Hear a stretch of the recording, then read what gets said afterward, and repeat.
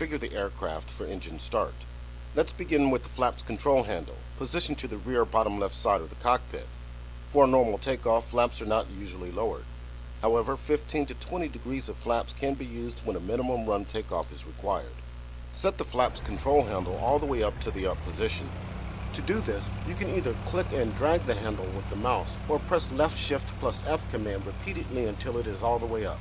Note, the flaps won't actually come up until the engine is running and there is sufficient pressure in the hydraulic system to raise them.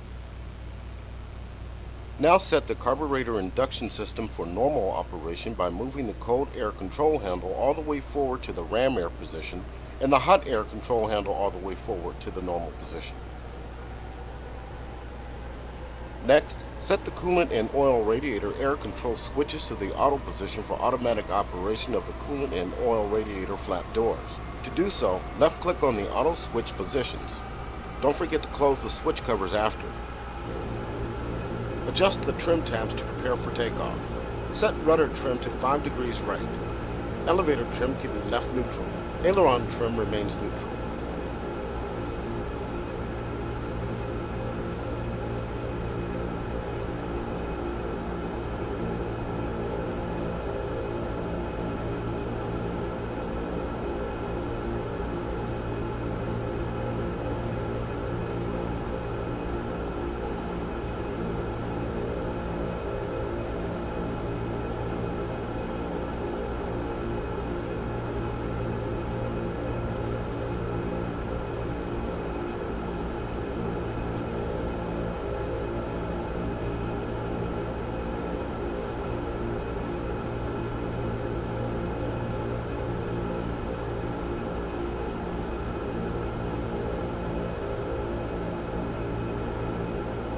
On the throttle quadrant, ensure the propeller RPM lever marked P is set all the way forward to increase and the fuel mixture lever marked M is set to idle cutoff.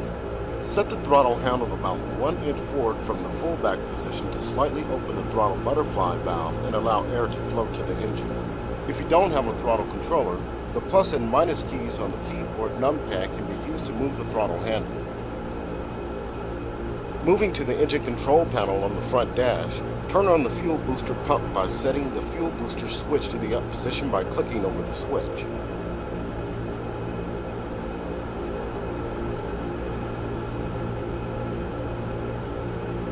Select the left and right magnetos to provide power to the engine ignition system by setting the ignition switch to both. On the fuel control panel, ensure that the left wing tank is selected for fuel consumption by checking that the fuel selector valve is set to the main tank LH position. Open the fuel shutoff valve by clicking on it to set it to the on position. Let's set the parking brake to make sure we remain stationary when the engine begins to pull. You may want to open the controls indicator by pressing right control plus enter to monitor the positions of your flight controls, including the brakes. Setting the parking brake takes a few steps. First, pull out and hold the parking brake handle by clicking and holding it.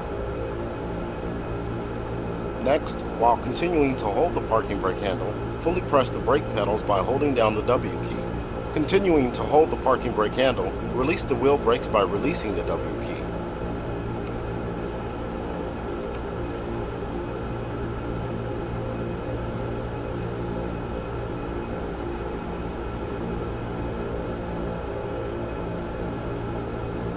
Now release the parking brake handle to set the parking brake.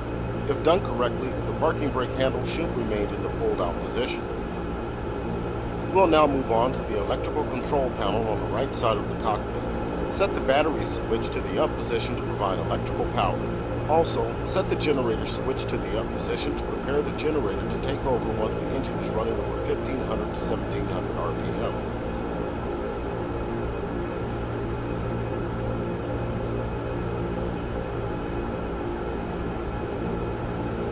Click and hold the primer switch on the engine control panel for about 1 second to feed some fuel to the engine.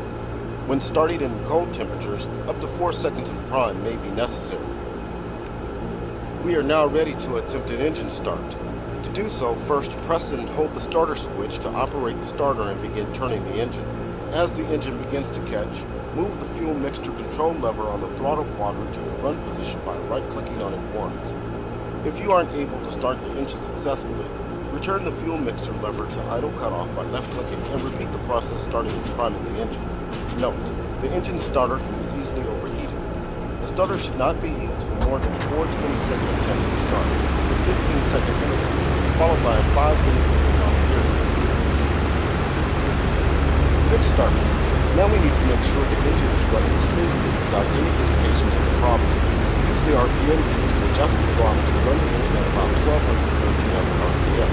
Monitor the engine gauge to check the oil pressure to reach at least 50 psi and the oil temperature to reach at least 40 degrees Celsius.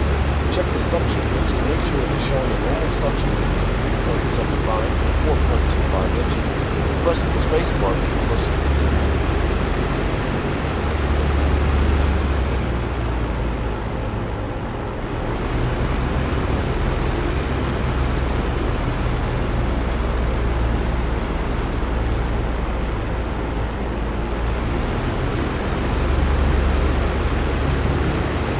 Check the hydraulic pressure gauge to make sure it is reading a normal pressure of 800 to 1100 psi. Check the oxygen pressure gauge to make sure it is reading a normal pressure of 400 psi. Press the space bar key to proceed.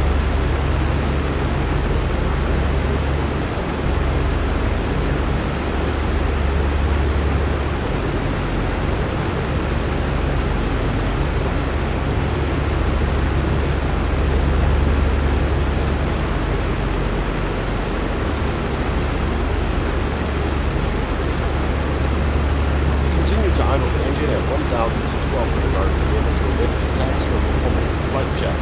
Remember to release the parking brake before taxiing. To do so, fully depress and release the wheel on its W